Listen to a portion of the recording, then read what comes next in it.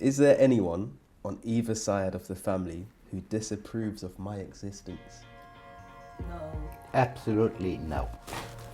Funny you should say that. No. That's interesting. What did the DNA tell you? I'm mixed African and South Asian. My mum is Jamaican and she's mixed heritage herself. So, and my dad's Kenyan and he's of like South Asian descent.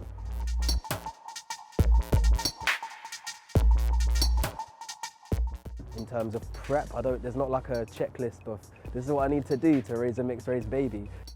Have you ever felt pressured to call out both anti-blackness in the Asian community as well as anti-Asian sentiments in the black community? Yo, Yes, you. like, it's interesting because we don't really have these conversations about race and heritage that much at home, but particularly around like my dad, we and him we didn't really talk that much about heritage and culture. So I'd love to just hear his perspective on what things were like for him and my mum when they first met. Like, did they have any challenges? And then sort of, if they did have challenges, how did they overcome them? That'd be cool. Moving on. My question. I'm so intrigued. Is there anyone on either side of the family who disapproves of my existence? No. Absolutely no. Funny you should say that. No. That's interesting. Why was your response all interesting? No, Have you felt, yeah. do you feel differently? Yeah, I do feel differently, and maybe I just need to get over stuff. But when I was little, Yeah. that cousin of mine, still remember this, he called me the N-word when we were about 8. Which one? 7. Oh, We were in the living room at my grandparents' house, and he called me the N-word. But as a child, I questioned where he got that language from. exactly. I'm a bit And I remember you younger than you. Yeah, well, I got in trouble, but then you dragged him around. I remember you just pulling him around the house because you were angry, and then we left the house. Whether he was a child, I'm not saying that he's a child. So he picked that up from somewhere. That my Where existence would he get was something worth like word. that?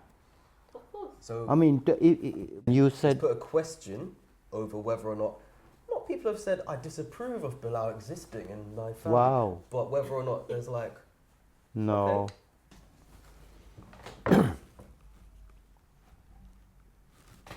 Oh, okay. Do you feel more West Indian or South Asian?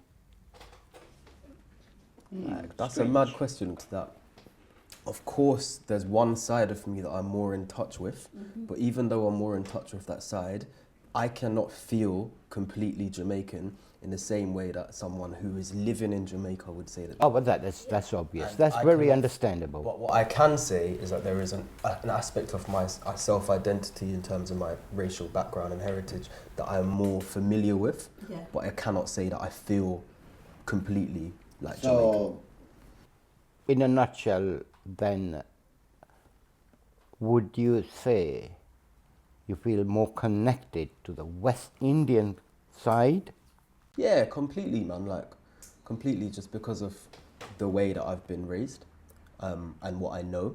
Like, I've always felt whenever I'm in particularly South Asian circles of people, I'm like, what the hell is going on? Like, I have no idea what's happening.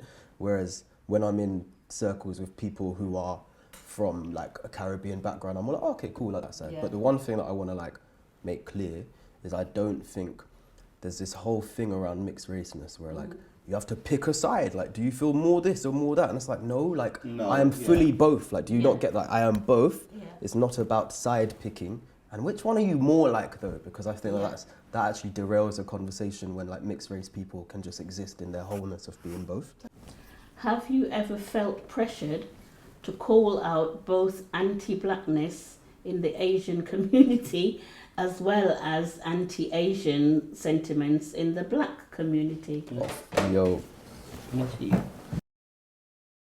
Ultimately, there was a sentiment of, well, why are black people getting this thing and we're not getting this thing? And that's something that happens quite often, sadly, in the Asian communities. There is real anti-blackness. I called it out on Twitter, that tweet sort of blew up in a way that I didn't really expect it to. And I guess from there it made me think a lot more about what anti-blackness looks like in the Asian community and how it shows up.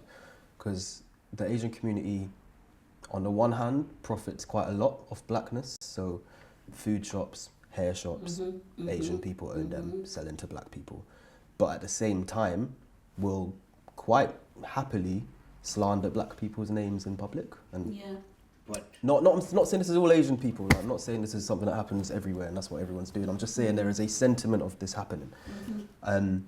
As someone who sits sort of on both, I feel like I'm in a great place to be like, I can call that out because you should respect me because I'm still you. Yeah. And you should also respect me because I am still you, right? And then the other way around, I've seen that. So you spoke about like your own family sort of. And obviously I've known that my whole life about like how even in our family there's a sentiment of, well, why are you bringing Asian people back into the family? All of that stuff. But even within certain ethnic groups, there are prejudices. Oh, definitely. So the whole thing about, oh, as if you're married to this black woman, and then this black woman is gonna have a black baby, and the whole thing was like, and so in our Asian family now we're gonna have this black grandchild. Was like a let's wait and see, and then it was like, did you lose any sleep over it? Because No. I certainly didn't. No. It didn't And make then no when the difference baby to came me. out and the baby was fairer than everybody else, it They was, were all, ooh, look at that. oh well, so he's fair, so we can accept him, and the whole No, my. colour thing and yeah, colorism. issues, and because I'm so glad I don't have hang-ups about them things. Okay, my question, yeah. So how was it being an interracial couple in the 1980s? Oh, go on, Asif. How was it? Well, to me personally, it didn't matter. Cause, Yeah, but to people that were around me, they were like, ooh, like this. You going out with a black woman? Not seriously. That used to come. It's come from my parents. It's come from my brothers and sister, because my sister was the first one who went and reported me that I had a girlfriend in school. But seriously, I mean, we did get looks. Oh, it But was, I don't think people sort of looked like, oh, that's unusual. Do you feel privileged to be mixed race? Yep. I feel that people get mixed race identity wrong a lot, right? And they talk about mixed up, they talk about confused, they talk about these complications. Whereas like to me it's actually a privilege because like I'm from more cultures than you, man. Like Exactly. I have stories, I have heritages that I can go back to. Question's relevant for me as well, because I feel privileged. I feel happy that I've got a black side, yeah, and an Indian side, but I'm Jamaican. So moving forward, I'd love it if we can understand mixed race identity in its fullness and not be like you have to be white and this to be mixed race. Yeah,